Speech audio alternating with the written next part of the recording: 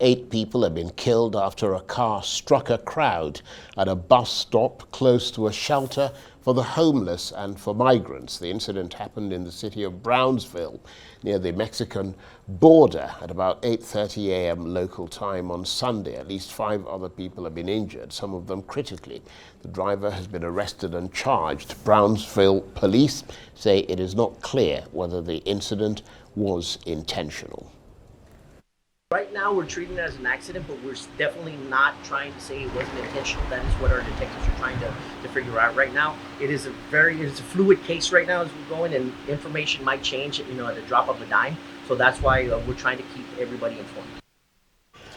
Well, for more of these stories, let's bring in Arise U.S. correspondent Eric Ham, who joins me live from Washington. Good to see you, Eric. Investigations continuing into whether that gunman who shot and killed 8 people at a shopping center in Dallas had far-right links, and it does appear as though he did. What's the latest on that? Yeah, that's right, Charles. That is the information, at least the initial information that the investigation has brought forth, that this may have been someone who was sympathetic to some of the far-right white supremacist extremism that we have been seeing from organizations such as the Proud Boys and Oath Keepers. Now, it's still an investigation and it's still early, but also, Charles, it's important to note that the investigators, law enforcement, they have been pretty tight-lipped about this assailant that was killed by a police officer who was at the mall for another call for an issue that took place there. But what we do know is that those who knew the assailant said that he seemed to be a very quiet, withdrawn person who spoke to his neighbors, but many people said that he wasn't very talkative or very socially engaged. We do know that police officers found multiple weapons magazines and other firearms in his vehicle, as well as at a motel where the assailant allegedly also stayed. They found other weapons, including another assault-style weapon there as well. And Eric, this has prompted questions about gun control and about motive. You touched on some of that.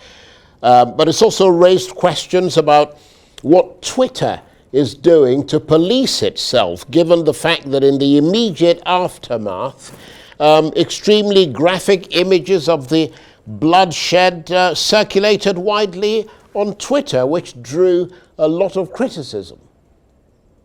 Yeah, that's right. In fact, there are arguments, Charles, on both sides of this argument. Some saying that the images and the graphic nature of those images needs to be displayed in an effort to try to shock lawmakers, to shock people into action.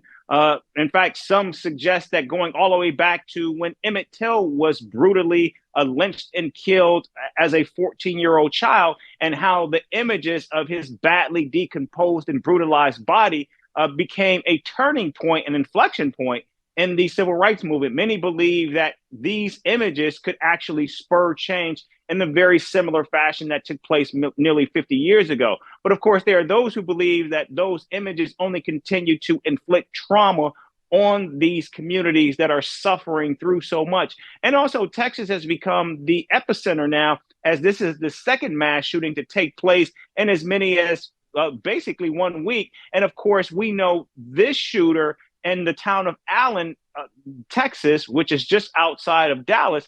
That is the same city where, of course, the infamous shooter of the El Paso mass shooting that took place just a few years ago actually came from this same town. And so there are growing concerns about why Texas? And of course, the question becomes, is it easy access to these guns, particularly to these assault style weapons, that is making the growing number of record mass shootings that we're seeing play out? Is that the reason why we're seeing the ratcheted up number? Already, Charles, what we're seeing in this country, one mass shooting every 6 days. That is extraordinary. And another tragic incident in Texas, Eric, just a day apart from the shooting, police investigating the incident where a man plowed his car into people waiting at a bus stop, killing several of them. So communities in mourning once again. Give us a sense of what happened there.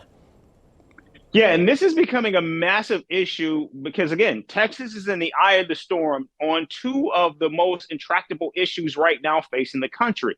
One, of course, is guns and the impact that they're having on communities across the country. And the other is the issue of immigration. We know Title 42 is going to be lifted tomorrow. That is the law that basically allows that those who are seeking asylum in the United States could not seek asylum in the United States. They had to do so from their respective home countries. Well, that will be lifted. That was a law that was implemented during the Trump administration. The Biden administration brought that back. Now they are bracing for the onslaught of illegal immigrants into the United States when that title is lifted. And some believe that this may have had something to do with that. We're still waiting for information. Of course, there are those who believe that the individual who is charged with these crimes was actually intoxicated. That could also be the case. But the fact that this is becoming now the eye of the storm on these issues, one has to wonder what impact, if any, that may have had in this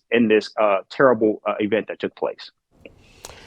And I mean, the video footage, Eric, is pretty graphic. I mean, seeing how the car plowed into people, I mean, people bleeding, losing their limbs, etc. And as you said, we don't know whether it was accidental or intentional.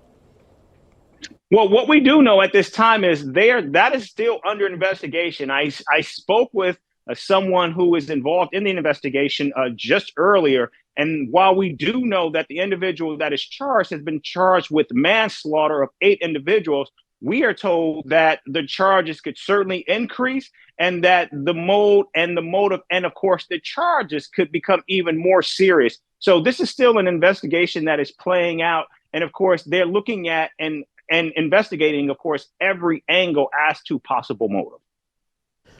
Eric, thanks very much indeed. Eric Ham, Arise US correspondent, talking to me there from Washington.